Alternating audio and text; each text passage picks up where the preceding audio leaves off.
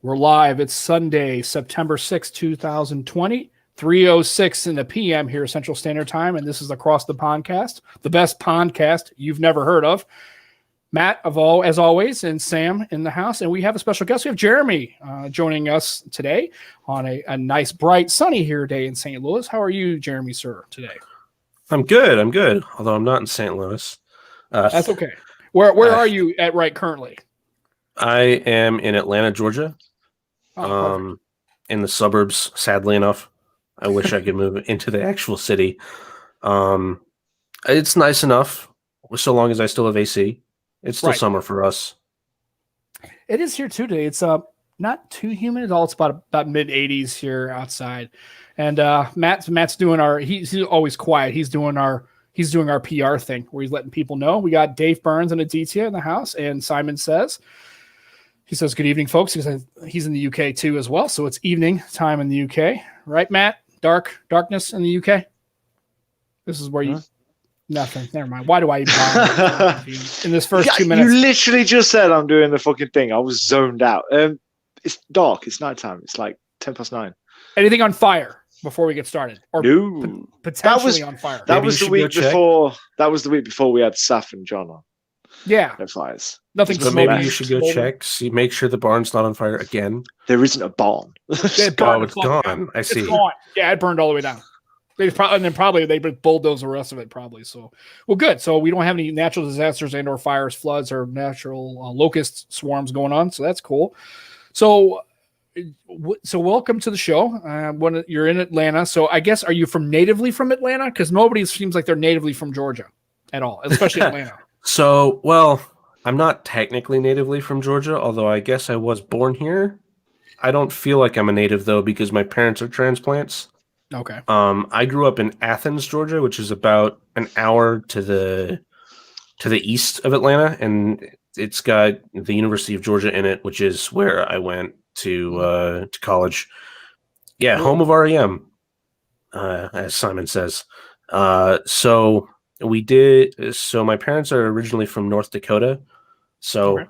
And also they went to school in Nebraska. My dad has family in Chicago. So I kind of just have this general, I just kind of feel like I'm from the Midwest in general. I don't have a real home. Gotcha. No, and I rip on it because it seems like everybody in Atlanta, like nobody's from Atlanta natively. It's like everybody who's in Atlanta who's under the age of like 40 seems like they've transplanted from somewhere, either moved because of a job or school or whatever. I know so many people that started here and went to UGA and then came back and now they work in Atlanta and they'll die here. Cool. Well, that's good. It seems like whenever I visit, there was everybody who's from, oh yeah, we're originally from Michigan or we're originally from California or Arizona or whatever. So all Atlantans just pop up out of the ground. No, it's been there forever. I mean, it's like any other city. You have your natives and you have your transplants.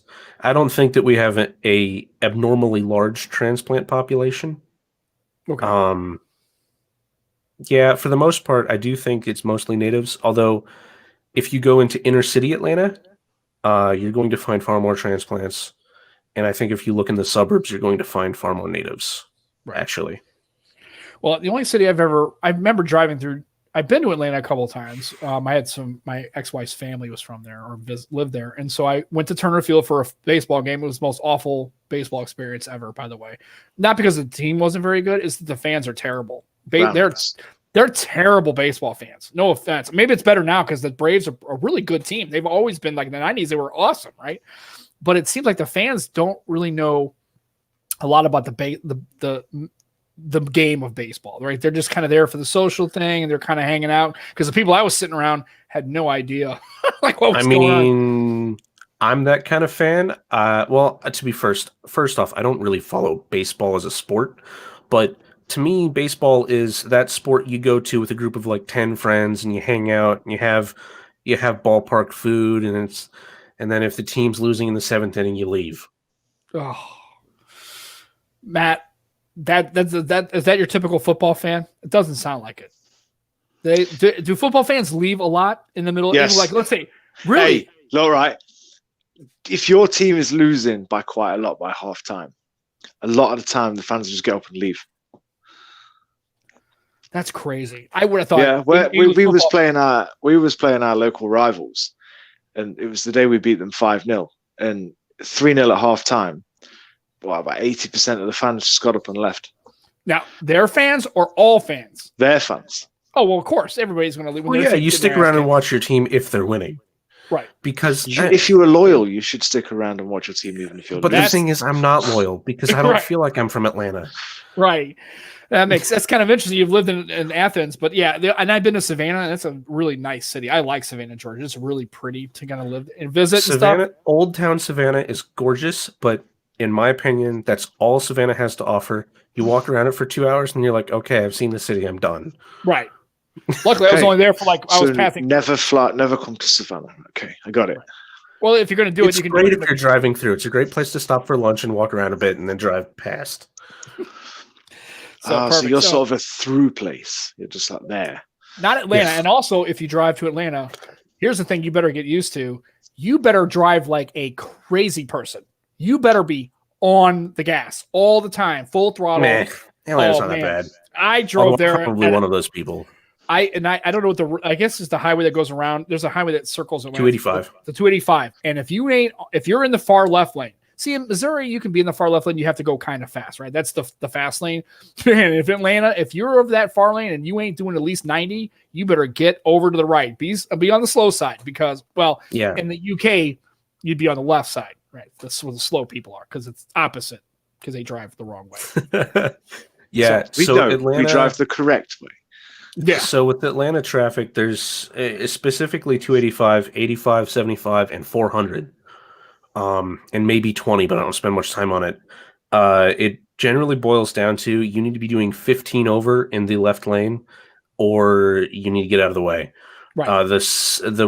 The second most left lane is for if you want to do 10 over and not risk getting pulled over. Right. That's the safe. And then I don't know if they have like those diamond lanes. I'm not sure about Atlanta. Yes. Okay. Some of them do have carpool. Well, some of them have carpool. Some of them have a pass system where you have to pay, which is incredibly useful for if you're commuting and a waste of money if you're not. Right. So we got some more people in the house. We got Fat Produce is in the house. So, I didn't miss it. He went past me. So Fat Produce is here. Great. He's always busy. He listens to the show. Now, I love Fat Produce. I love Andrew for one major reason. He's the only one here who's in Missouri. So he kind of knows when I kind of use Missouri-ish kind of things, he can kind of hang with That's me. The only reason I love Andrew, just because of who he is. Look at you being I'm a pleasant human being and I love people. Whatever. I love him for his mustache. Excuse me. I don't like many people. But Andrew is one of the people I do like. Yeah, and we got we got the regular group of folks in here, and then Toasted Ravioli Bros. He's from. You can't really get anybody involved in that because I think Sam's the only one that's actually had them. No, I'm sure. Actually, I think Juan said he had them. So I meant here. Oh, in the UK, yeah, they don't have any food in the UK except bangers and mash. Cobb. You have not lived till you've had bangers and mash. I've had bangers and mash. At least British sausage. Yeah, I want to. Did I miss something? What the hell is toasted ravioli? Oh, he doesn't know. Okay, so see, I didn't know either. It's a St. Louis thing, right? So here's how it goes. So in St. Louis is famous for having just regular ravioli, and you bread it in like a breading, like an Italian breadcrumbs kind of breading, and you deep fry it, and you serve it like marinara sauce. So you dip and you put like maybe. This sounds amazing. I want this now. Everybody, it's funny because I've had people who are not like Matt, like people who are not from St. Louis and have it and sit down. I tell them it's toasted ravioli, and they do that same. Like it sounds when you hear it. It sounds like you put it in a toaster, right? But you fry it. It's a different thing, right? And so when I tell them, is it standard filling ravioli, or it's just it's literally a regular. Get your ravioli. If you got a Chef Boyardee, rinse all the shit off of it, right? And then bread it. I hope we would start with better ravioli than that. Obviously, I'm just saying, but it's the same filling. You don't change anything. It's just deep fried and battered, and you serve with like that chunky, real good marinara sauce. I'm telling you, and you put a little parm on it, and I'm telling you, you eat that, people are ruined. They go back home. 100%. If I did that, it would not taste the same. It's. I would say it's better in St. Louis. I see that. He says probably better. There's a lot more places you can get it, and so there's like local variations. Like some place makes their homemade ravioli, and they're like large. They're like 3 times the size of a ravioli. It's like a super ravioli. It's okay. It just really kind of depends, but it might. Yeah, I feel like I'd be iffy on that. I feel like a single ravioli needs to be a single mouthful. Joe's right. Bangers and mash is banging. I agree, and I want a full English. So when I get there, I'm going to do all that. So yeah, you could. We have a couple little things in St. Louis, and yeah, toasted raviolis are big ones. So that's what's going on here. And then we were talking offline, and you came prepared to the show. I am phone. a little prepared. Please indulge us with your phone situation. Please show us on the stream. Okay. I think, and then kind of explain what all. So I did come a little prepared. I figured that because this is ostensibly a tech podcast, I should start by showing off my my phone history to give you guys some idea of where I'm coming from. Please. And so the very first phone I ever had, very first smartphone, I should say, I had a bunch of flip phones that were rather shit, and I took great pleasure in breaking them backwards when I finally got a smartphone. Pretty much, yeah. Cool. My mom got pissed. I was like, it was a $20 flip phone. Calm down. Yeah. But the very first phone I ever had was an HTC One M7 in black, and I loved it, and it was absolutely amazing. The camera was absolute crap, and it had the purple tinge within a month. I didn't care. And I absolutely destroyed the screen on it. Oh, that's awesome. Yeah, so the screen was pretty bad, and I continued using it for a while until I finally broke the digitizer underneath the glass by having something in the headphone jack, by having headphones in the headphone jack, and then they got caught in the cloth of my pocket and pushed the jack against the inside of the screen and completely destroyed it. Oh, wow. So after that, I used my dad's old hand-me-down iPhone 4S. Still functions perfectly, except it's slow as shit, as one might expect. And from there, someone sent me his OnePlus One off of Reddit. He sent it to me for the cost of shipping.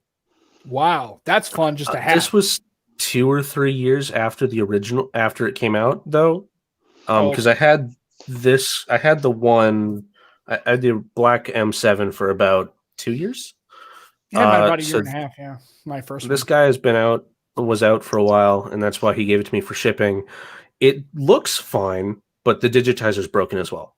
Oh, it was dropped.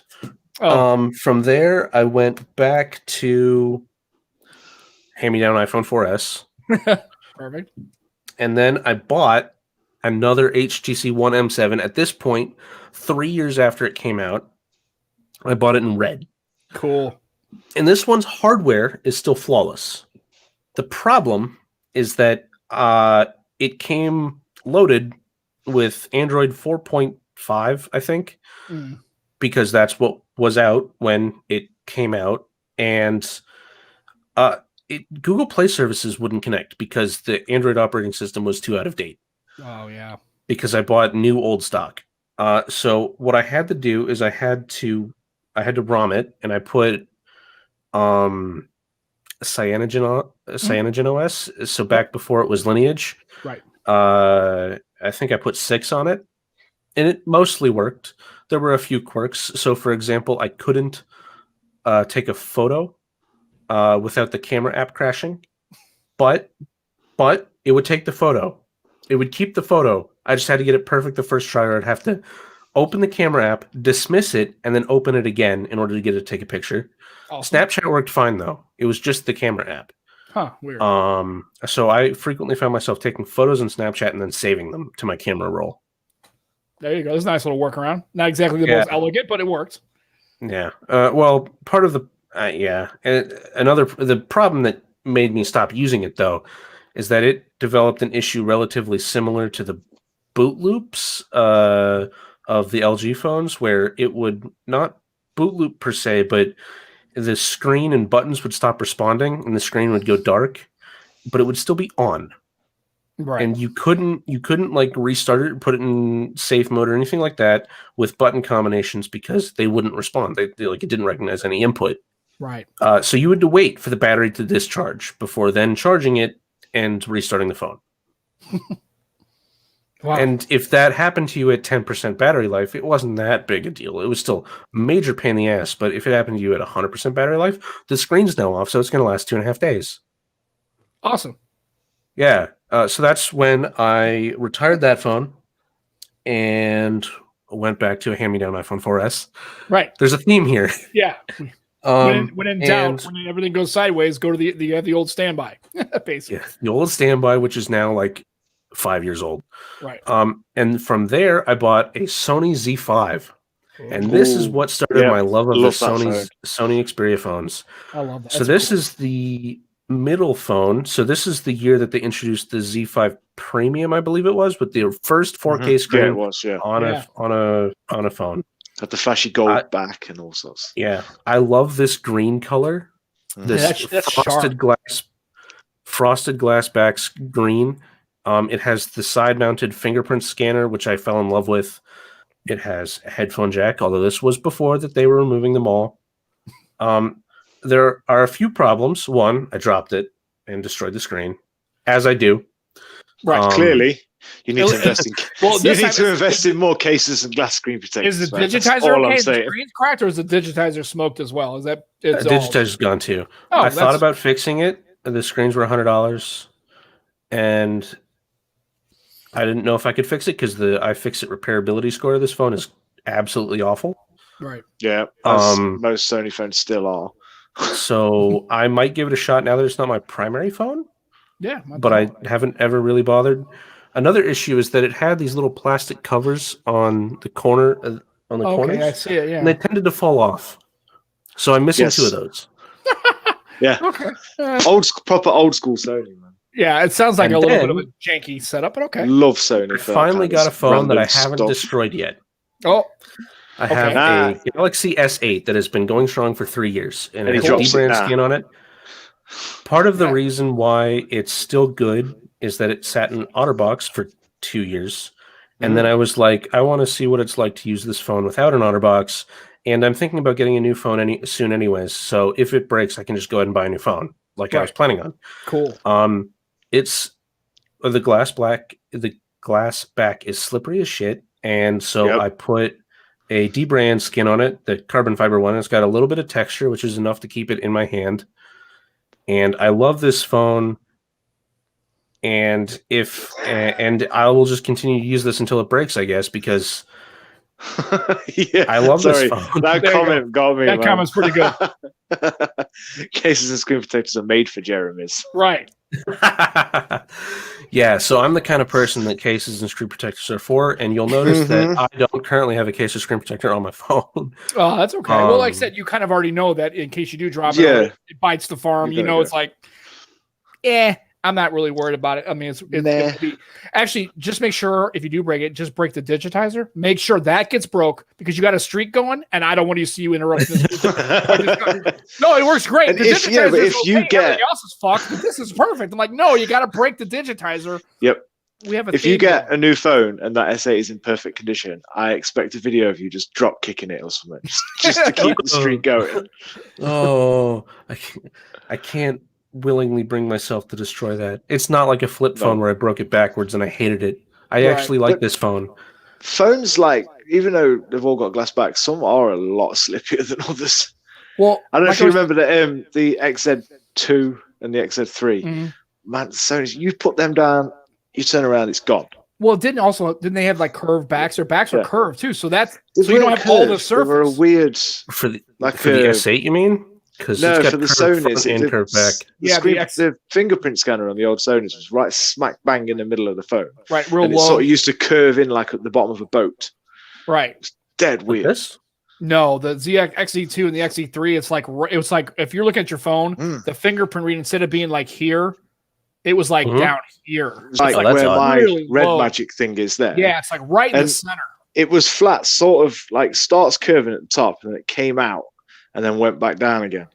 Like, so now it was so weird. If you lay it on a surface, now you don't have the entire surface touching it. It was like a fidget spinner. You could spin it like a fidget spinner.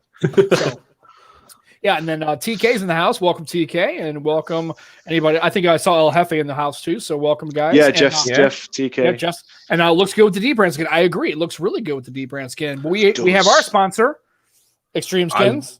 We do. Yeah, we do. I will say in the future, I will not put a skin on a curved back phone again. And the reason for that is it's not apparent in the video, I assume, but it's just, I can catch my finger on it and it feels like it's going to peel off even if it's not about to. See, you don't have that problem with Extreme Skins. Right. I'm going to plug the shit out because you're saying D-brand. I'm like, no. Yeah, so we have Extreme Skins. Check them out, folks. If you get a chance, there's the little logo. They have a special adhesive for that. Like when you heat it up at the edges, it just like molds to the side of your phone. It's so nice. Well, just a hairdryer. I just use a hairdryer, and I just use a hairdryer on mine. Stick it on, and then if we put it on correctly, you can't feel the skin like around the edge. Just feels like the phone. It's dead good. Chill. Yes, I'm chilling. Yeah, Extreme Skins. I'm definitely not going to a curved screen or front or back again. You can get a good skin for around about £8.50.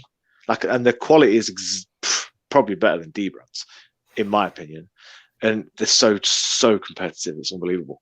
And they do ship to the US. So Jeremy, you can get some set, and it takes a couple of skins straight vinyl, or do they have a texture to them?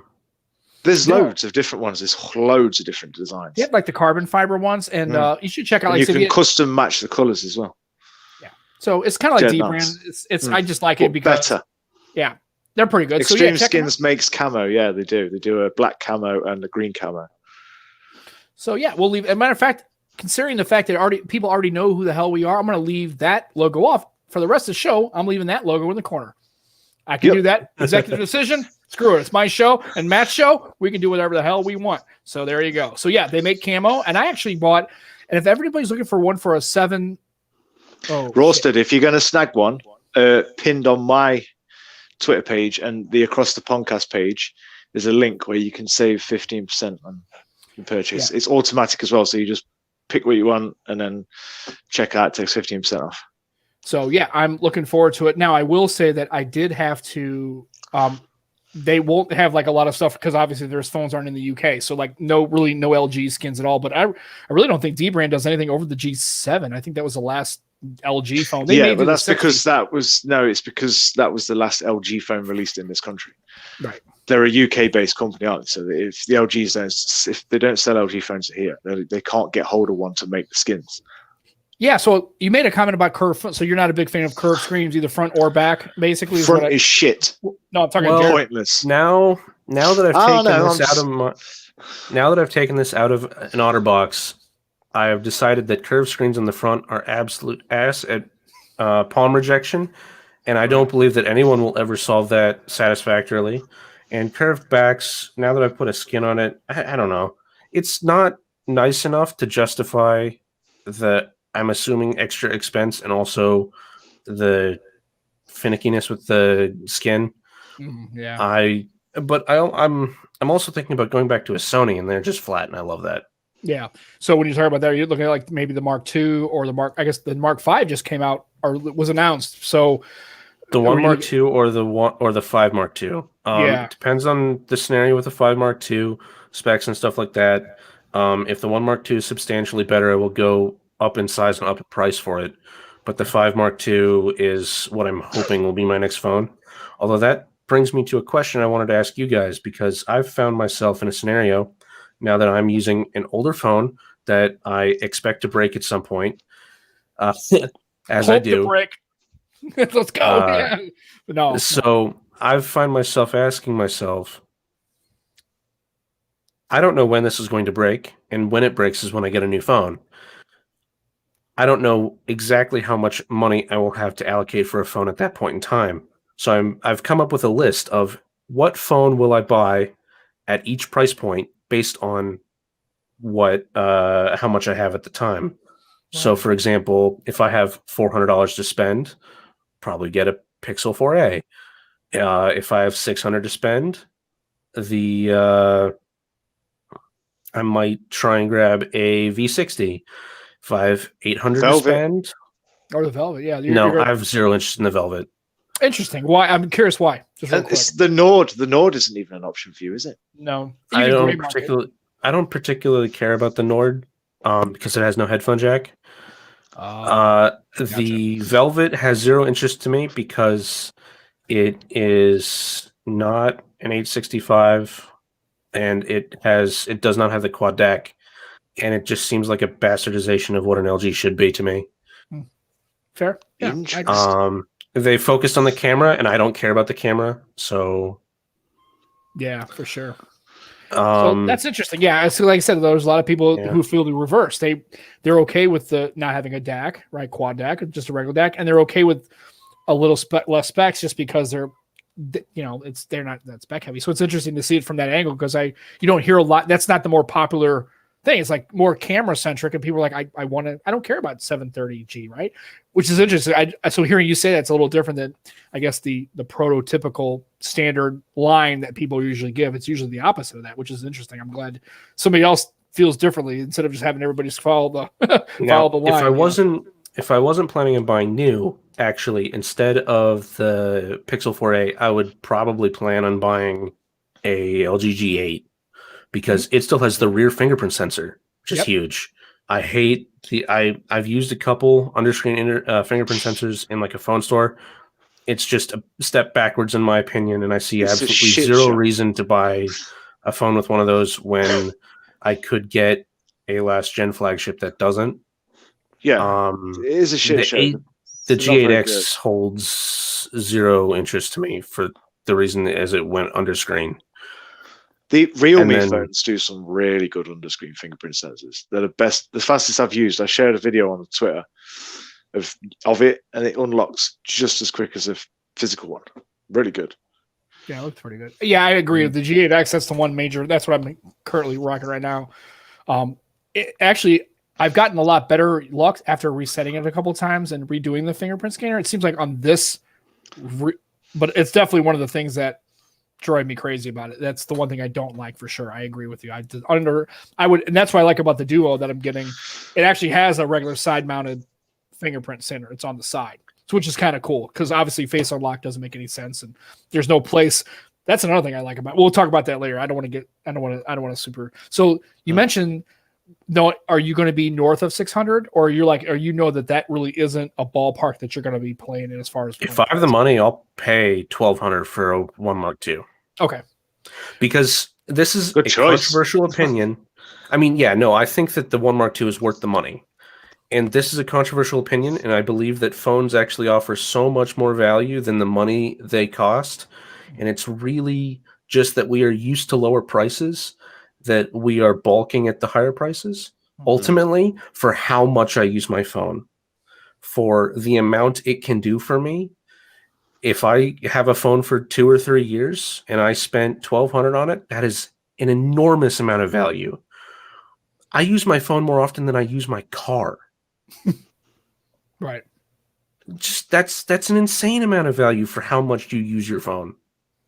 So I am of the opinion that we really are starting to see a move towards more flagship, higher-priced phones, and I don't think it's a bad thing so long as they successfully differentiate themselves.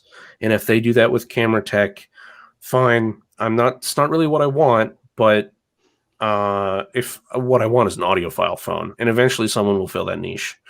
But I really do think that there's a lot of value in a phone, and people are overlooking that just because they're used to paying less. Now, that's not to say that compared to cheaper phones, there isn't some diminishing return and there's some line in the sand where it stops making sense for most people. I also agree with that. But I do think there's a lot of value there and people are forgetting that. Mm-hmm. So since we don't do this very often, let's hit some comments. We've had a whole bunch of people commenting. So, and also want to acknowledge that Ronald's in the house. Haven't seen him in a couple of weeks. I know he's been busy. He's always got something going on, I'm sure. So welcome. Glad he's here. Apparently he's dropped his V50 a couple times and no scratches. So that's good. And then we're talking about, and Simon's talking about the V60 is pretty cheap. I see. Especially if you have access to Swappa. And I know that in the UK, they don't, I know they have some other kind of probably gray market, Gumtree or something like Gumtree is the same thing as well. Okay.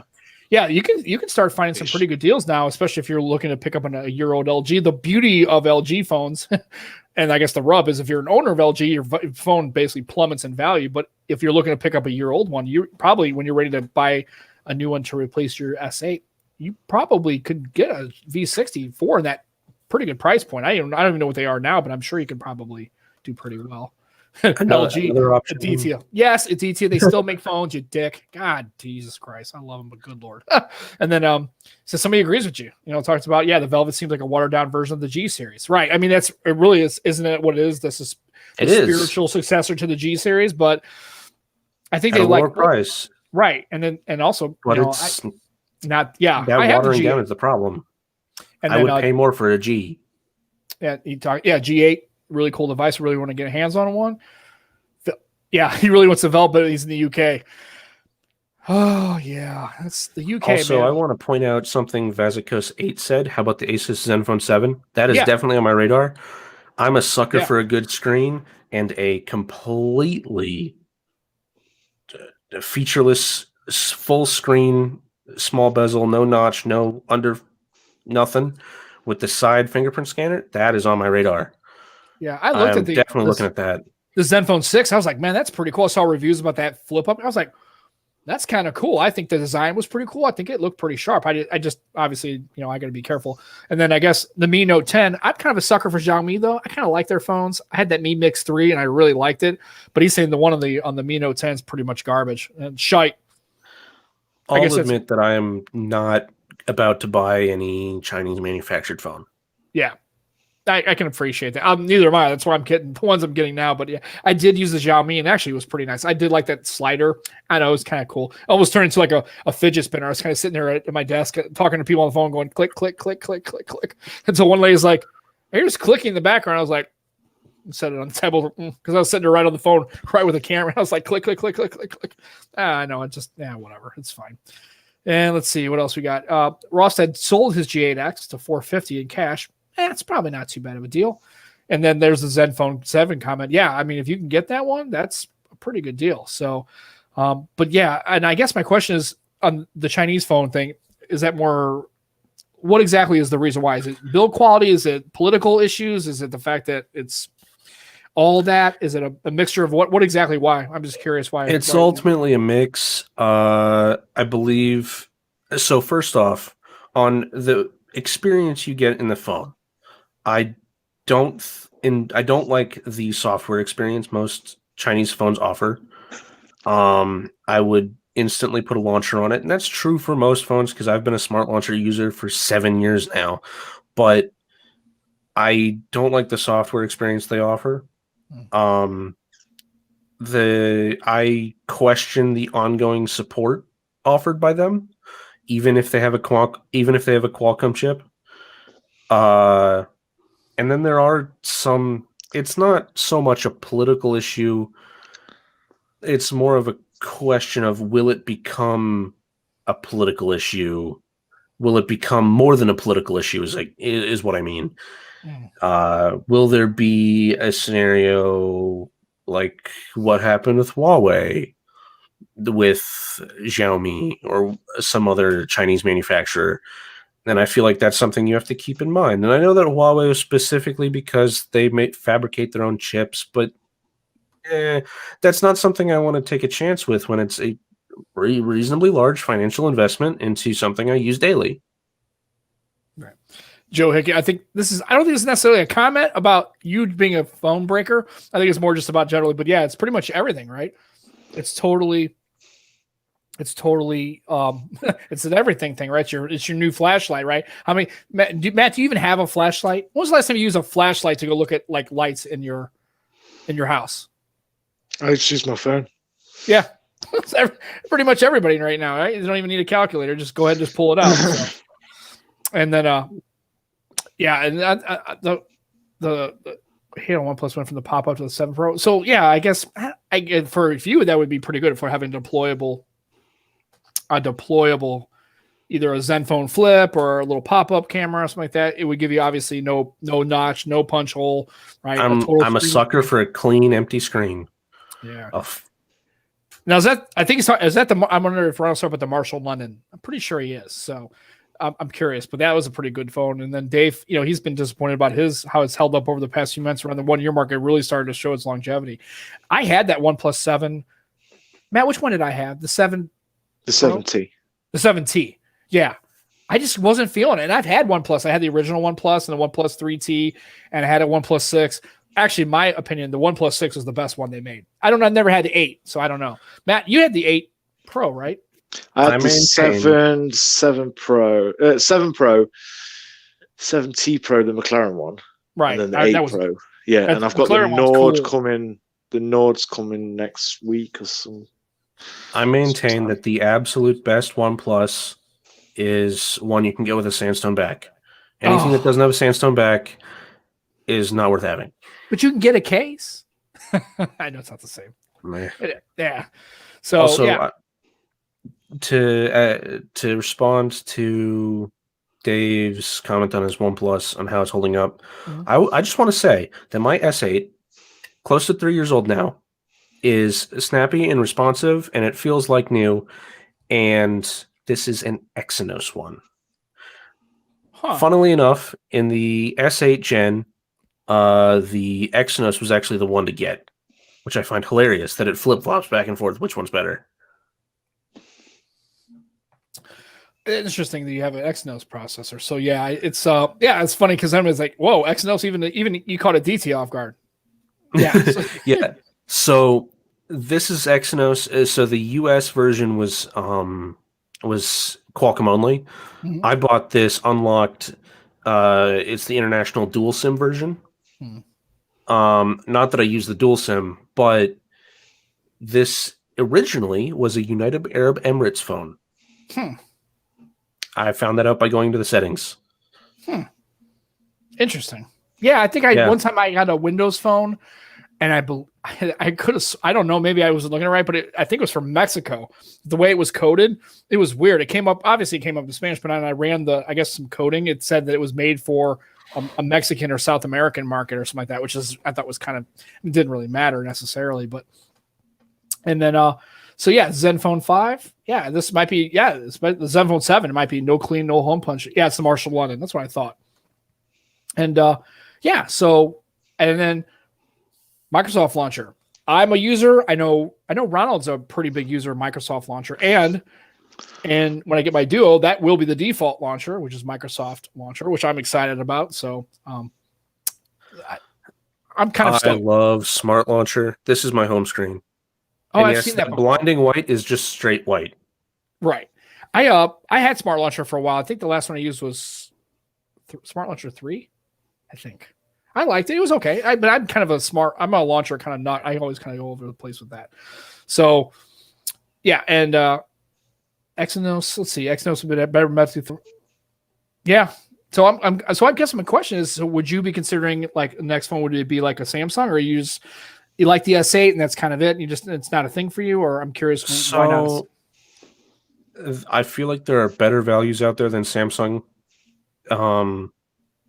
Samsung kind of led the charge with the increase in 18:9 aspect ratio, which was part of the reason why I was so into the S8. As I said, I'm a sucker for a good screen, and Samsung does do good screens. But now that there are some options out there that don't have a hole punch, that don't have a notch, I got to consider those. Also, the Samsung phones have crept up in price, and they dropped the headphone jack. And when a Sony One Mark II exists, why would I buy a Samsung? Right. So because it has that headphone jack, and it's not a curved screen, which I'm sick of, and it doesn't have a hole punch, and it doesn't have a notch. It's a bit more, but I would pay more for those things. It's not an under-screen fingerprint sensor. Those all add up. Yeah. So Matt's got the Black Shark 3 Pro, right? Dead. Is it dead? It's going back. It's the battery on it. It was a brand new phone, but the battery's defective. Oh, really? Yeah, I'm getting like 2 to 3 hours screen on time. That's it. And that's with 1080p, 60 hertz. There's a dedicated display chip in that phone. You turn off the RGB too. All that's turned off. Turned off the RGB. Barely using it for anything, and it's just dying. Wow, that sucks because I think there was a point where I almost thought that you actually almost like that more than the ROG, at least to the triggers. You said the triggers are I like the triggers. It seems like a good phone, but it wasn't meant to be. It's hard enough to get one in this country, but this one was brand new, and it's a good phone. It's a big phone, which I like. The speakers are good. The triggers are good. The screen is really nice. When you have everything turned on high, because you turn the dedicated display chip on, Quad HD, it's 90 hertz. It's a really good phone. But 5,000 milliamp hour battery, and I'm getting 3 hours back, 3 hours screen on time with barely using the phone. Yes, No. that battery's So that's going back, and I got, obviously, as you guys know, I got the Red Magic, which I'm actually enjoying more than the Black Shark. Why? I don't know. I have no idea. I don't know what it is. Does it have like physical triggers or like virtual triggers? No, it's the same sort of triggers as the ROG. Cool. They're just touch capacitive ones. Okay. But I just really like the phone. The speakers are better than the Black Shark, even though they're not front facing. The one is, but one's downward facing. Right. Stereo, but they are nice. I don't know what it is. I just really like it. You know when you can't put your finger on what it is. It just has it. It just has it. Yeah. Right. That's cool. So it's like with me and my Lumia 1520. I shouldn't love that phone, but I love that phone.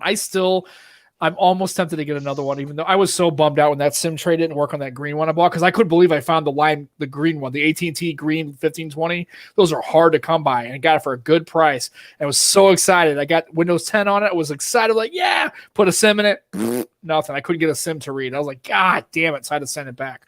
So I didn't know. Yeah, I figured you had talked about that battery, but I thought you said you had kind of tweaked it a little bit to try to get that battery to work, but I guess it still ain't going to work, right? So that sucks. It's not. It's just, I just think it's just one in a million bad batch. Yeah. So just Jeremy, it just had to be me. Gaming phone guy? Would you ever consider maybe? I don't know if you game on your phones, but would you get a gaming phone and just use it, or is that just not a segment of phones that you really like? So, I certainly don't game on my phone. We'll start there. I have Bloons Tower Defense 5 installed, and I haven't played it in 6 months, and that's it. All that said, gaming phones, I think, are also just amazing phones when it comes to filling a spec sheet. And if you don't care about your camera, like I don't, all of a sudden they become very attractive for that reason. The problem is gaming phones also tend to be fucking massive. Right. And Matt loves that. Matt, the bigger the better. He loves a big ass phone. So it's not my jam. And I have the Black Shark 3 Pro 7.1 inches. It's massive. That's bonkers. See, for me, like my Galaxy S8, which is a 5.8 inch screen, is slightly too large. Yeah, well, and that's why maybe that you look at the 4A, maybe that might be the sweet spot for you, especially if you're looking for. I mean, you can't argue with $349.90. I mean, that's a pretty good deal for the phone. And that's why I'm hoping the 5 Mark II, the Xperia 5 Mark II, I'm hoping it's a reasonable size, because the 1 Mark II is a little too big, but I would stomach it if it's for the rest of it. But if the 5 Mark II offers almost the same experience, oh man, that's gonna be my next phone.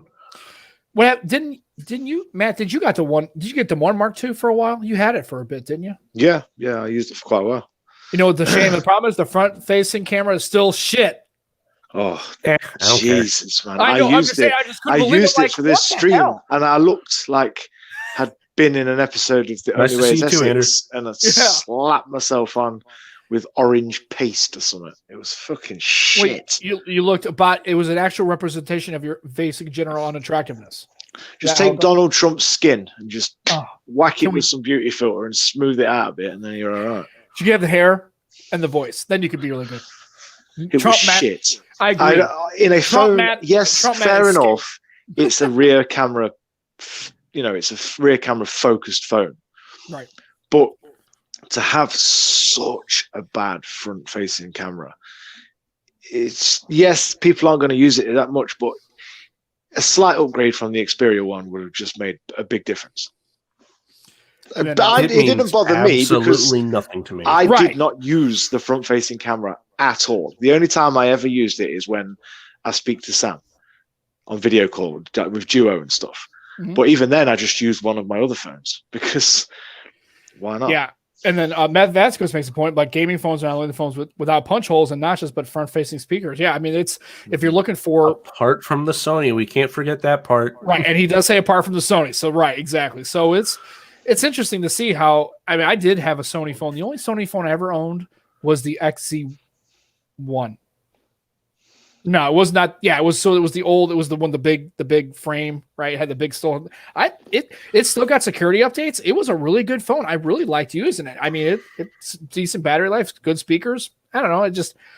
It's okay. I mean, the Sony phones are pretty good. I like them. I just when it came down to getting phones, I just kind of went through this thing where I was going through every phone possible. But I wish that color. If I could get that in any other phone, that would be awesome. I love this color so much. That's a good color. Also, I will say that this Z5 ultimately was my favorite phone. My S8 has been my longest lasting phone, and I do like it. The Z5 is my favorite, and only the screen is something I prefer on the S8 because the S8 had the 18:9. The Z5 was still 16:9. So it's like Joe and Greg's are having a talk. That's one thing I like about gaming phones. They're all flat screens. Yeah, I agree. I guess I haven't used enough curved screen phones to care. I do like the fact. I don't miss them. I don't have a curved screen phone anymore. I don't prefer the Note. It's the Nord. I can't remember. Is the Nord a flat screen or a curved screen?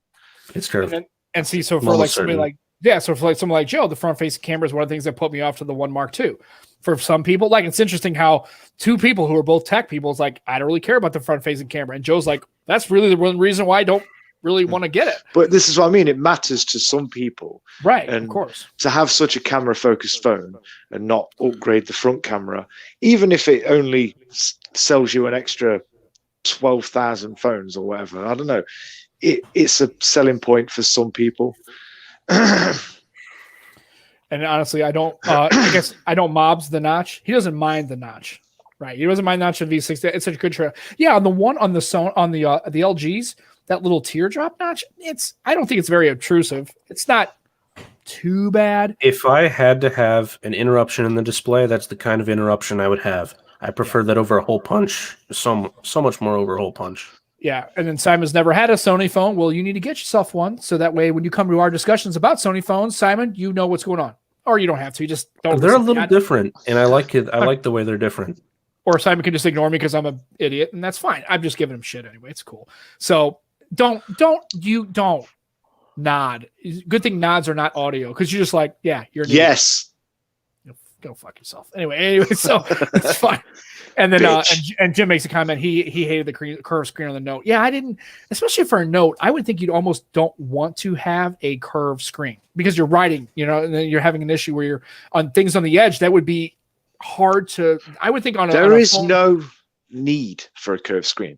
It looks what good. Function does the curved screen add? You know what phone I wish came back? This is gonna be a callback. The Galaxy Round.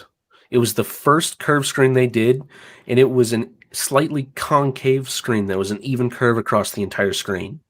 Huh, that's interesting. I never even heard. I guess I have to look that up because I'd never even heard of it. Honestly, it was a one-off. It wasn't part of the original, the traditional lineup. I think it was technically a Note, but it curved slightly inward, and the idea was that they could go bigger, and because it was curved slightly, it still made it relatively easy to handle one-handed. Yeah, and then Simon's ignoring me. That's okay. I would ignore me too, but I'm stuck with me, so I can't really ignore me.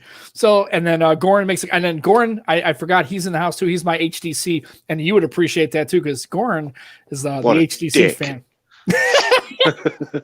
And I don't listen to that. So, yeah, but anyone besides using it on their Vivo Meizu used toy when they drop, Xiaomi is always fine, like HTC was. Yeah, I just wish that it had a headphone jack. I mean, I'm glad that at least the 4A's got one, and then Sony's going back to the headphone jack. But I don't think they ever really were talking about, like, remember how Samsung was like, oh, we're giving Apple shit because they ditched the jack, and then we come back around, and OnePlus was giving everybody shit because they ditched the jack, and now they ditched the jack. I don't think Sony ever did that. I think they were just kind of like, let's take the jack out for a while and don't say anything about it. And then if we bring it back, we don't have to eat crow. We can just basically just bring it back and make everybody happy. And no, we didn't have to look like a bunch of idiots for saying that this headphone jack is a dead input, basically. I have a very interesting take on the headphone jack, and I know that a lot of people love it, and I love it for what it is. The problem is, as I've gotten deeper and deeper into the audio rabbit hole that exists, I'm becoming convinced that anybody who actually cares about audio should buy something like a FIO BTR3 or BTR5, which is a little DAC amp Bluetooth receiver that you can put in your pocket and connect your wired headphones or wired IEMs to, and leave that in your pocket and take out your phone and play with it as you will. And then you don't need a headphone jack, and you're not relying on your phone to have a quality headphone jack because, frankly, only the LG one is really much good. Sony claims to. I haven't heard it. I'm hoping it's good. The S8 headphone jack I have leaves me a little wanting. And then for the vast majority of other people who don't particularly care about how their audio sounds, besides gaming phones who need the latency of a headphone jack, the low latency of a headphone jack. But I think that for the vast majority of people, Bluetooth is just fine, and the convenience outweighs the cost that they're incurring in their audio quality. But for those of us who do care, I really do think that the FIO BTR3, BTR5 are like competing products whose manufacturer names I can't pronounce. I think that those are really the solution. And so honestly, the headphone jack is having less and less meaning to me. So I would totally entertain buying a phone like the Zenfone 7 that's a little cheaper than something like a Sony. The Sony is still at a price point where I would expect it to have a quality headphone jack, and I would be mad if it didn't. But the Zenfone 7 is $600-700, and it's got everything except the headphone jack, and then I can just add in a $60 to $100 Bluetooth receiver on top of that price, and it's a better headphone jack than I would get in any other phone. It's a little more convenient because the wire is only ever going to my pocket. It's never going to my hand. Doesn't really get tangled in anything. I don't know. I'm starting to think that I care less about it being there, being in the phone itself. And it's a fair point. It's a fair argument, like I said. So as long as there's a solution that works for you, I'm okay with. I realize that I've had to make some compromises with the Duo. It's funny because here I am spending $1,400 on a phone, but I'm going to have to deal with no NFC, no wireless charge, no expandable storage, and the bezels on the phone. And if you've used one, and I have in store, they're noticeable. And I did take a picture of the camera. It's not very good. So there's a lot of things for that $1,400. But I'll tell you one thing I do is even my wife, and Matt knows Becky pretty well as far as she could give a flying fuck about tech. She doesn't care about it. She doesn't care, right? She's got her iPhone 8 Plus, and she's totally okay with that. And she doesn't give a shit about any of this kind of stuff, right? Nope. And even she was standing next to me at the store yesterday while we're getting the stuff taken care of for my mom, and the phone and then I was like playing with it and stuff. She goes, I don't know, that's kind of a cool phone. Even her noticed how cool the Duo was. And then so she's looking at me and she goes, why are you this excited about that? I said, I am. Like Matt said, he likes the red, like the Nubia, right? The ZTE. He doesn't know why, he just does. So for him, it made, it's for to each their own. And that's why I like about talking about phones and audio solutions. And, that made the DAC, having the FIO might not work for some people. I don't think I would rather just use the wireless earbuds, and I'm cool. I don't really care about the audio quality. If I did, I'd keep my G8X. And I'll just keep that to listen to my audio. And I'm going to have to use a 2-phone solution anyway because the camera big detractor is ultimately that the FIO needs to be charged separately. If you forget to do that, you're out of luck. But I charge so many things in my life already. What's one more? Interesting. And then, a friend of mine will not buy a handset unless it has a 3.0mm socket. Okay. The issue for him is having to charge a Bluetooth headset. The DAC is a great idea. They may grab one. Yeah. So there's a lot of people that may, you may have that as an option. Maybe some people might go, hey, Jeremy suggested this is a pretty good option as far as that goes. So, and then Joe, I'm a sucker. I want to flash it, even though I probably don't need it. Well, I don't think anybody's need anything, right? We don't really need the phones we have. I mean, you can probably buy any phone now. Hell, the mid-range, you can spend Nobody needs more than a Pixel 4a. Right. You could just or an iPhone SE. Ultimately, nobody needs more than either of those. We spend the extra money because they have some feature that we want for incredibly thin diminishing returns, ultimately. And then I agree with this. I think that's a lot of the reason why I like to do it too, is because for me, once I've used the G8X now, I like having the option of the dual screen. Now I realize that with the Duo, I don't have a detachable option. I can use it, but I told Becky I was planning on using it on some cases, like where the screen is just back to back. and just use it like that. So if everyone's like, well, you're gonna have, notifications. Well, if you use it back to back, you can do that. Or I've got a smart band, right? I can use that for notifications, and I don't really need notifications that much. So, we all have a different way we want to approach using dual screens. But once I've used a dual screen, that's a compelling argument for me. And I'm not really a productivity guy. I like having the extra real estate. It's fun to have another screen to do stuff with, and I don't have to worry about multitasking. Because honestly, I wasn't using multitasking on Android. I mean, do you really use that, Matt? As far as like two screens like separated in the software, do you ever use multitasking on one screen very often at all? No, not since Pip, picture in picture. No. Oh, yeah. The only other time I used to was when I was like probably listening to some music on YouTube or something, and you just sort of used to have it at the top bit, but not anymore. No, I don't really use it for anything. But that's just your me. comment. You're in the comments. I love you being in the comments. I'm glad. I'm engaging. I want to make sure we have everybody engaged. So and I'm promoting Juan's t-shirt. Yeah, and we didn't even do our t-shirt check. I've got the Ninja Cat. I guess obviously, and I have the endangered species. Right, and Jeremy Jack t-shirts. And I don't have interesting shirts. Yeah, we do. I do. I have solid colors. That's it. And then, Matt, as Matt always points out, because he likes to point out when I'm doing dumb stuff, and which is a lot. So I don't do that. It's a lot. That's fair. It's a lot. And so he goes, "Why do we have a t-shirt segment? We're literally on an audio podcast. Nobody can see the fucking shirt. You idiot." Yes, but if I say somegadgetguy.com, there's links and everything there. Get yourself a t-shirt. That's me promoting. Well, yeah, but I mean, like for when you're describing it, they can see it. But this one, I don't think they're going to see it. I don't even know where I got it. They can't see it. But I tell you what, this t-shirt is really comfortable, which is why you see me in it a lot. I just thought it's because you poured coffee on our shirt. Our shirt's clean. Our shirts are upstairs, but I really like it is a comfy shirt. I like the message on this shirt, and it's a really comfy shirt. Yeah, I agree. It is a comfy shirt. So I don't even know where I got this from. All I know is I was online and sharing my screen with somebody where I work, and they saw I was able to download the Ninja Cat wallpaper theme for my Windows on my work computer. I don't know how, because I wasn't signed into a Microsoft account. I don't know how it just automatically downloaded. Cool. So they were looking at my screen share and they go, "What is that on your screen?" Because I could see it from the windows. I said, "It's a Ninja Cat." She goes, "What the hell is a Ninja Cat?" I went, "It's a long story." So even other people noticed it. So I had my Ninja Cat in anticipation for my Surface phone. So interesting that we are actually, you know what? We're already at 1 hour already. We're at 57 minutes. That's crazy. Just talking about phones. Cut off in an hour? Yeah, we're at around that 1 hour, 105, 110 mark. So I guess my question is, you said you had some other things you want to discuss or whatever. So we talked about phones probably more than Jeremy would probably like to deal with. So what else was on something you wanted to talk? Willing to talk about phones. I mean, I didn't really have anything planned. I was just wondering if you guys covered more topics than straight tech. We cover anything and everything. Well, yeah, last week we talked about food a lot with Chris. And it was more about the chip cloud versus... His name is literally Techspert. He was on our podcast and we talked about food. So it was great. Yeah, and I agree. We do, and Aditya, we do need more TK merch. And TK says... Yes.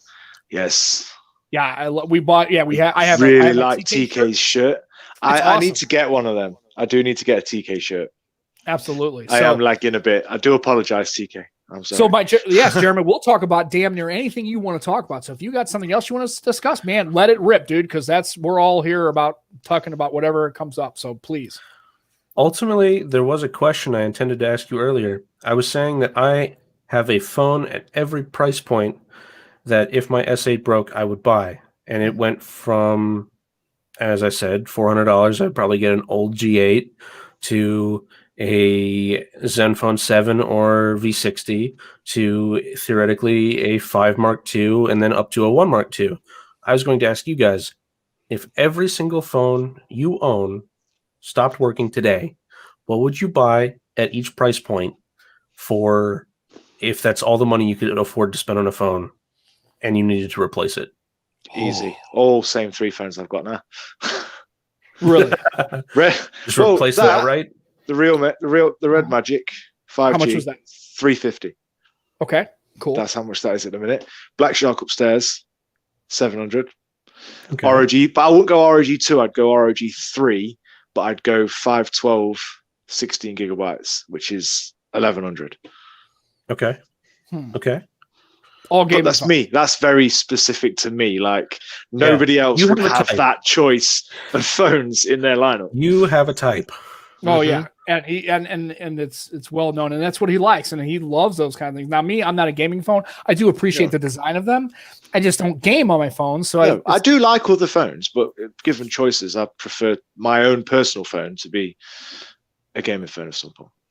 So, sub 400, probably pick. Well, I can't say the Pixel 4 because I haven't had hands on. So I'm gonna have phones that have actually had hands on because I'm assuming the Duo's dead before I even got the damn thing. So I don't have the Duo. So although I have used it, I would say at the sub 400 price point, I would probably go Pixel 3A because that's what I've used one of those. I would get a 4A, but I can spend $180 and get one. So any Pixel, even a used one, I'm okay with even getting like a Pixel 3 XL or a Pixel 3 at that point. I'm not the 8. For this, you can buy used. I said G8. Yeah. So at the 550 to 600 price point, probably get the LG V60. I would probably get a V60 just because I like the headphone jack. I like LG screens. I'm a fan of, I like having manual audio and manual video and manual capturing, even though I don't know how to do it. I'm not as good as Juan. I don't know what I'm doing half the time, but I like the versatility and all the size and the battery life on that phone, I think would really be compelling at that point. And if I were going back to like the north of 1,000 neighborhood, I hate to say it, but I actually would probably get a Note 10 Plus. Is probably what I would get because I liked having a Are Note. they still more than $1,000? Well, if you buy it from AT&T brand new, they would be. I would get a Note. Gone over 1,000 and you didn't say fucking Duo. Well, I'm saying I assume that I that's had a fucking phone that's over 1,000. You can replace your phone outright if it's at that price point. Well, the problem is the thing with the Duo for me is, and this is where I'm running into a problem is, I don't think I could use the Duo full time all the time, and that's my only phone. Ah, I see. I don't think I'm going to try because that's the point. So you'd go Note 10 over Note 20. Yeah, because I like the Note. Because I like 10. I have a Note 10. If I were to buy a Note, I'd buy a Note 9. Yeah, the Note 10. Fuck, man. If I was going to buy a Note now, I'd go a Note 4 just because. Yeah, no, I have a Note 10. Kaylin is using it, and I was hoping I was kind of hoping. Backfired because obviously my best plans always go sideways on me. I was hoping she'd use it and go, don't care, and she'd give it back to me. So I asked her a couple of weeks ago, hey, you liking that Note? Yeah, it's the best phone ever. I'm like, fuck. She likes, you know what she likes as a teenager? And here's the thing, all of her friends have iPhones, right? Because they're all younger people. She likes having the stylus as a shutter. She loves that feature. I don't think she's actually used a Note Pen for anything to write on. I think she has played with it, but she likes the fact that her boyfriend will sit there and she can hold the phone and use the shutter, or set it on a table and use the shutter. And I think she likes using the pen for the shutter. I think she does some artistic stuff, but for me, I love the Note 10. The Note 10 for me. The Sony phones have a dedicated shutter button. Yeah, and I love that. And so did the Lumias, all the old Lumias back in the day until. Until I don't think the 950 XL had one. I think it did. But yeah, I like the dedicated shutter button. It's really nice, especially when you had the multi-stage where you can push it and get the focus and then complete it. Yeah, that was something I wish that more phones would do. I kind of miss that. I actually do like this, like you said, Jeremy. I like the side-mounted fingerprint scanner. I do like that as a place because that's where, to me, that's where my phone. If I'm picking up the phone, my thumb would be right there. Either on the back, where your finger is, or on the side. Yeah. No, it has to be integrated with the power button if it's on the side. Yeah. Oh, yeah, definitely. Not separate. Sony did that with the Xperia 1. And then they made it right with the Xperia 1 Mark II. Let's see what other people say. If I remember right, it was some sort of... I do, if I was to pick non-gaming phones, though, because obviously I live in the UK, so this is very subjective to us and Europe, it would be Realme at that sub 400. The X2 Pro, the X50, anything like that. They're powerful phones, really good batteries, really good screens, really good speakers, headphone jack, and they're like $350. Yeah. That X2 Pro that I had was 12 gigabytes of RAM, 256 gigabytes, 855 plus, headphone jack, 90 hertz screen, blah blah blah. It was $350. Yeah. But middle of the pack, I'm not sure what I'd pick because I want to say V60, but I can't get V60s. So I'd probably say OnePlus 8. The 8, not the Pro, the 8. Just a normal standard 8. And then over 1,000, I'm not sure because I don't think there's any phone that I would. Probably the Mark II, the Sony, but here that's dropped under 900 now. It's well under 900. Is it really? So, well, yeah, I can pick up an Xperia 1.2 from Gumtree for about 600. Sony phones depreciate in this country. Jeremy's Sony depreciate in this country something horrible. So if you ever see a Sony phone that comes out, it's always best to wait because they just drop. Even I wonder what the band support is like for your model in the US. Huh. Because if it lines up nicely enough, what I might do is I might pay you to buy me a phone and send it to me.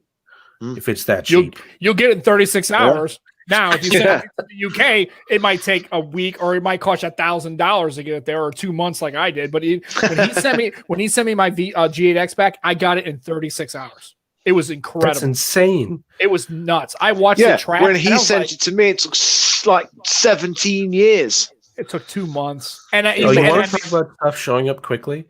I ordered a pair of headphones that are supposed to show up today. Want to guess when I ordered them? 1 a.m. last night. Wow. I'm like, hold on. Okay, Amazon's on the ball, I guess. Yeah, that's pretty cool. So, and then I guess Aditya's talking about, he'd be in the V60 for that neighborhood, $1,000. He's about LG with dual screens. There you go. You can still get it for under 1,000, Aditya, I think. And then, LG V60. And that's another thing I like. And actually, I'm considering I have a Surface Pen. Actually, I don't have a Surface Pen. My wife has a Surface Pro 4. She's got a Surface Pen. I was going to see if I can hijack the pen because she doesn't really use it. I didn't even tell her about the Duo until she actually found out about me buying the Duo on this show. That was an interesting conversation after the show because I went upstairs, Matt. You're not gonna little this. I went upstairs and Becky's like, "Fuck you buying?" I was like, "Oh yeah." The Duo, the new Surface Phone thing. She goes, "Oh really? You are?" I was like, "Well, I obviously was going to totally run this by you first." And she's like, "Sure you were, yeah, right, whatever." And then I said nothing. So that's where the conversation died. And then later in the evening, she said, "How much is that?" And I was like, "Yeah, you don't want to know how much it is." She's like, "Oh, okay." So of course, what does she do? She looks it up and she says, "Here's one I just found. That's just one I just seen. $700. Nice." So she looked at me and she goes, "It's $1,400." I said, "Actually, it's $1,500 if you get the 256 one, and stuff." She's like, "Holy fuck!" And she's so like for a person like her, right? For a person like her, a $1,400 phone is crazy. Although when I mentioned that the brand new like iPhone 11 Pro Max would be like $1,300, she's like, "Yeah, I don't give a shit. I still ain't gonna buy it." So for her, any phone over $1,000 is a no-go. I don't give a shit what it is, even if it like washed your clothes and walked to the store and drove you to work and made meals. She don't give a shit. Yeah, and no, she's not going to choke slam me because I don't get choke slammed because I'm a gangster. I tell you what, she would choke slam you.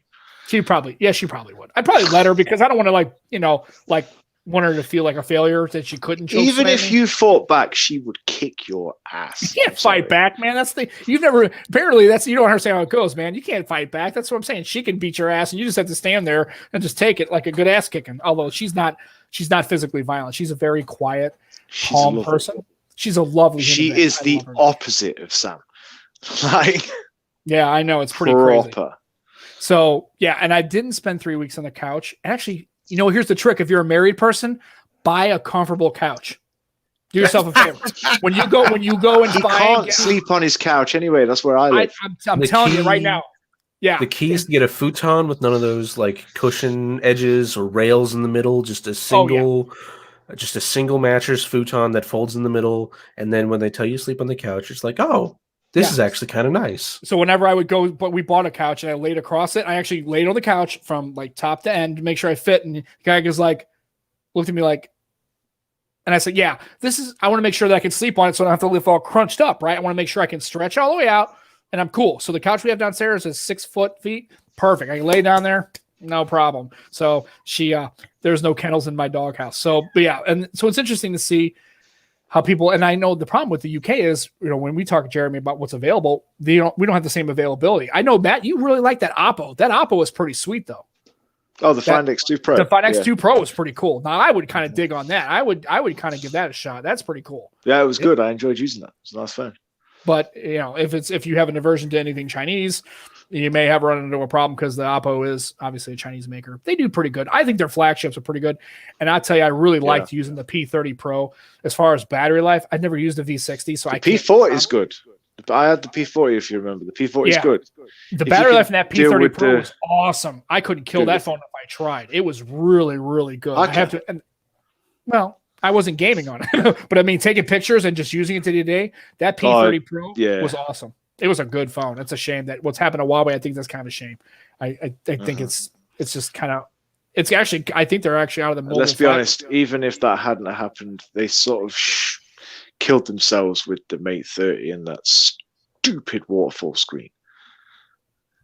Yeah, I saw that. Jeremy, I don't know if you saw that. P40 Pro waterfall screens, you would hate it. It was like, no, P40. Yeah, but they're killing themselves as well because the P40 Pro even has that weird. The screen sort of curves at the top, at the bottom, at the sides, but not in the corners, so it looks like. What? Yeah, you look at it, right. The corners, the top, like it curves at the top, the bottom, the sides, but the corners are just normal. It's fucked up. Yeah, I don't know what they're doing with their screens, but it's weird, and I don't like it. They're curving whatever the fuck they can curve, and I'm like, stop curving your shit. It's not what we want. And then, like I said, Huawei got busted. And this ain't one time. They got busted a couple times with having their pictures being all. Yeah, that's happened a few times. How fucking stupid are you guys? It's like, let's keep doing the same dumb shit and get caught every single time. Like, how Sony got caught a couple times using DSLRs. And Goran is going to get you a FiO FH7. Looks like he's going to get one, so that's cool. So I'm glad to see that somebody else has some HTC phones. That actually made my day. Seeing those old HTCs actually made my heart a little happy right there. I'll admit though that the HTC One is, in my opinion, the only good phone they ever made. Oh yeah, although the M7. I like the M8. I did too. I like the feeling of the M8. I like the curvature of it. The camera was a little like but M9 I like best phone ever. That M9 was garbage. The problem with the M8 was that it never really got better than the M7. Yeah. It was like the next year, and it got a little bigger, and it got a little fatter, and they didn't use much more screen, and everybody else had already cut up, and so they hadn't really done anything new. They hadn't maintained that edge. Because the M7, when it came out, was easily the highest quality industrial design Android phone on the market. Period. Yeah, because Samsung was still using plastic backs. Yeah, I had the S4, and I specifically got the M7 because it was such a way more quality phone. I mean, I hated that S4. I wanted to throw that thing out of. You're right. I mean, at that time, that's the same thing. So I'm just glad to see you actually still have them both. That makes me happy that you didn't put them in the bin, that you're keeping them. It just makes me, especially the red one. I have that red that HTC 10. And Matt, I even made a phone call with Matt. He couldn't believe. You need to read a DT's comment. Oh, do I really? Oh. He loves to make me sound like I'm fucking like Moses and shit old. So this is making me think about the kinds of things I should do. I should replace the screen on my Z5. Yeah, if you can. This is junk, to be honest. I will keep it because it's my first phone, but it's junk. Dead. Yeah. I will probably keep the iPhone because it is still in full working condition. Just in absolute case I need it to work. I should try and ROM this so that it actually doesn't boot loop or whatever the hell I'm supposed to call what it is. Yeah, you can, because they do make M7 ROMs. And actually, there's one that's old. I used to use back in the day on HTC. I used to do what was called Android Revolution. I don't know if you can still get them, but that's our Viper ROMs. They're still out there. You can download them for an M7. It might be old, but you can probably get some that are. And then obviously CyanogenMod, man. I don't know what the latest CyanogenMod or Lineage one is. I think it's like 13. I'm not sure. You can look it up. But yeah, I would want one that doesn't have boot problems, and I don't care about the camera crashing. That was fine. But I want it to I want it to connect to Play services, and I want it to not have boot problems. Those are the two things I need my ROM to do. Yeah, and here's the thing, and he makes this comment. They had a Windows version of the M8, and actually for about a year, I actually had the one M8 Android and the one M8 Windows phone. I actually had both, and I was rocking them both because I like the M8. That's probably that and the HTC 10 and the HTC 7. Now, the 9 was garbage. I didn't like the HTC M9 at all. But the 7, the 8, and the 10 were by far my favorite HTC phones for sure. Yeah, I think that they started at a great place with the M7, and then they slowly got worse every year, especially in comparison to their competition. Oh, yeah, I think they caught up pretty quick. So but a little bit of slowing on their part and other competitors catching up quickly. It was kind of a shame. It's just I love HTC, so I can't help it. So, but anyway, so we're at that 1 hour 15 mark, sir. So we're going to wrap up the show. In case that people aren't following you or like to follow you on Twitter or socials or wherever, where can they reach out to you on Twitter or Instagram or that kind of stuff? Where would people can reach out and get a hold of you if they want to chit chat more with you? The Some Gadget Guy Discord is just about the only place. To be honest, I'm not on social media. Okay, perfect. That's okay, because I think there was a comment back there by they were asking like how do they get a _hold of you like on Twitter or whatever? How do they? So, if anybody wants to get a hold of me, ultimately Nick_Fell is my Twitch. You can private message me there. Cool. We'll do that. Well, I just want to make sure I get the comments in there. So, but for the most part, Some Gadget Guy Discord. That's mostly it. I don't use Twitch. I don't use Twitter. I don't use Instagram. I don't use Facebook. I have a Reddit account, but I don't give that one out. Fair enough. You don't give Reddit out. No. You're anonymous on Reddit. Yeah. And Discord, most of the Discords I'm in are ultimately Patreon paywalled. I don't do social media. Okay, well that's fine. And like I said, I just want to make sure I always offer that for people who maybe want to reach out to you, or if you have content to follow or anything like that. So I always make sure I don't make content. I only consume it. That's okay, and we don't either. If you can tell, we're not really very good at it. We try. I mean, best laid plans. I mean, I know I enjoy it, and I know Matt enjoys it, and so we like trying to do something that's fun and a little bit different. And so we want to make sure that. We're just doing it for fun. We're not trying to leverage this at all. Matt, I mean, obviously we have faces for radio, especially Matt.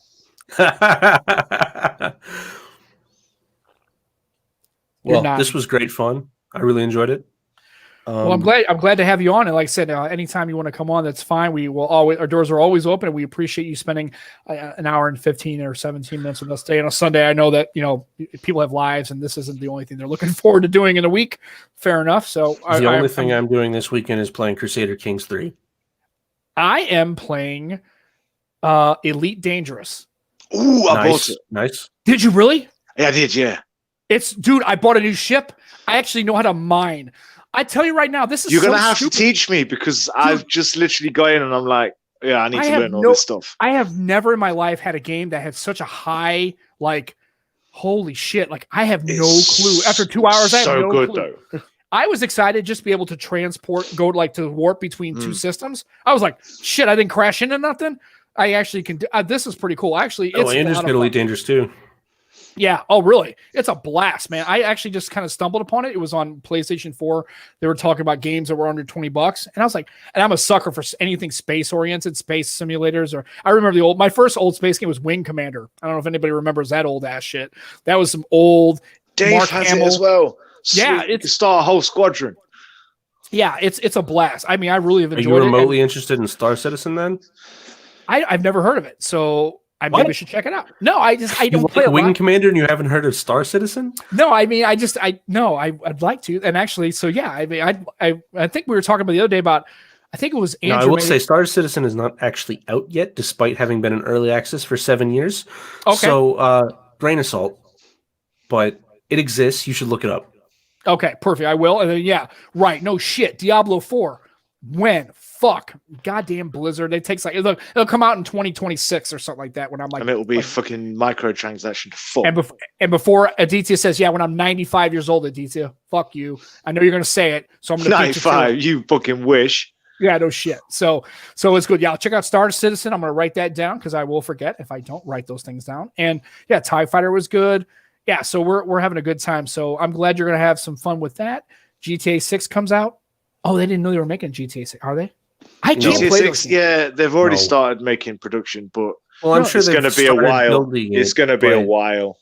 Oh. It's going to be a 2024 easy game, easily. I'm not a big GTA fan. They're porting GTA 5 to the new consoles, so it's not like GTA 6 is coming. It's not going to be anytime soon, no. It'd be nice though, but I played them. They're okay. I don't know. It's cool. So Red Dead Redemption was always more my speed. I really love how in that game you can just slow down and spend 3 hours of real time fishing, and it feels like you. The thing, Red Dead Redemption, the single player, the best single player game like that I've played in a long time.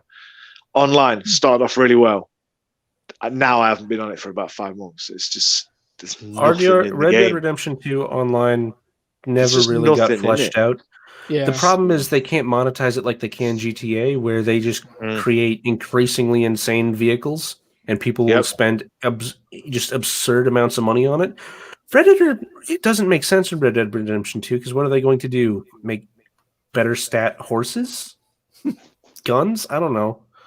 They can't monetize it the same way. I've had Red Dead Redemption. I gave it about 5 or 6 hours. And I just couldn't get into it. So I want Horizon Zero Dawn. No shit. Finlands. I can't wait for that fucking game. Yeah, Horizon is by far. When you said the best single player, I don't think Red Dead Redemption for me would be Horizon. No, I said one off. Horizon Zero Dawn is probably my favorite single player game. Yeah. Here's what we're going to do.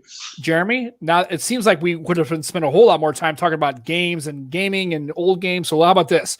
We'll have you come back on. We'll spend that entire time not talking about phones. We'll have a dedicated gaming time because it seems like you're into old games and I've learned a new nugget of a game that I never even heard of. So maybe that's where some new value in our conversations can be, was talking about games. I'm down. Cool. I can waste a couple hours talking about games too.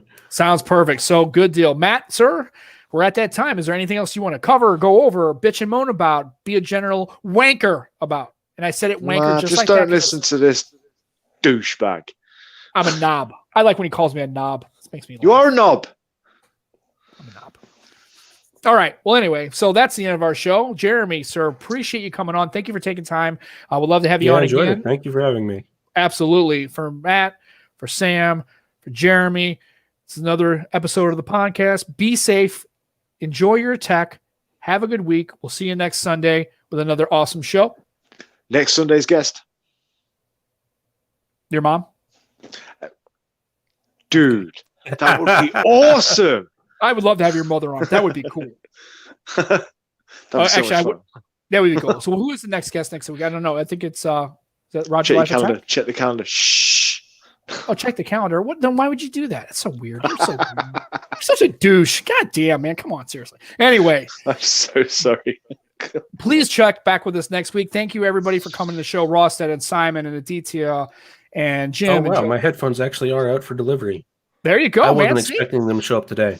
Cool. Dave Burns and Roger and Ronald and everybody else are coming in. And Andrew, thanks for showing up. Be back next Sunday, same time, 3 o'clock Central Standard Time for another episode of the Across the Pondcast, the best podcast you never heard of. Have a good week. We'll see you later. Bye, everybody.